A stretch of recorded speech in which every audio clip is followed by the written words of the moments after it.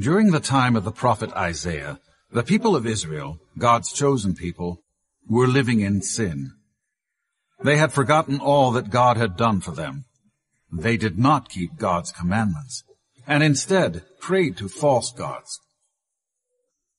God chose a messenger to go tell the people to stop sinning and turn back to God. He chose a man by the name of Isaiah to deliver this message. Isaiah loved God and was sad for the people of Israel. So God showed Isaiah a dream where God told him exactly what to say. In this dream, Isaiah saw God sitting on his exalted throne with angels all around him. In the dream, God spoke, and his voice was so loud it shook the building and filled it with smoke.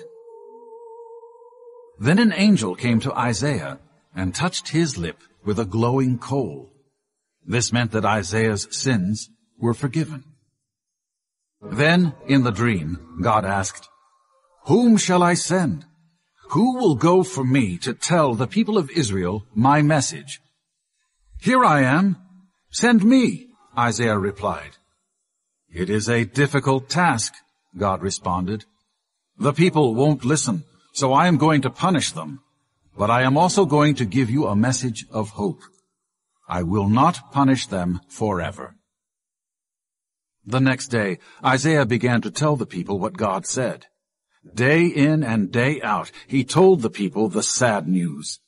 "You have sinned. God will punish you. Stop sinning and obey God." But no, the people didn't return to God. Instead, they laughed and made fun of Isaiah. And then it all happened. Isaiah told the truth, and the people of Israel did not listen. God took his protection away from them, and the Babylonians conquered Israel. They carried away thousands of Israelites and made them into slaves. The Israelites were dragged away from their own country on ropes and chains. It was too late. God's punishment had started. The people were discouraged and depressed. But Isaiah did not forget that God also gave him a message of hope. This time, the people listened to Isaiah. "Hear the good news," he told them. "A king is coming, not a sinful one like you're used to. This king will be called Wonderful Counselor, Mighty God, Everlasting Father, Prince of Peace. Of the increase of his government and of peace there will be no end on the throne of David and over his kingdom, to establish it and to uphold it with justice and with righteousness from this time forth and forevermore."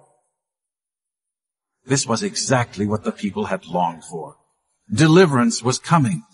Someday, this king would break onto the scene and make everything right again. His name would be Jesus.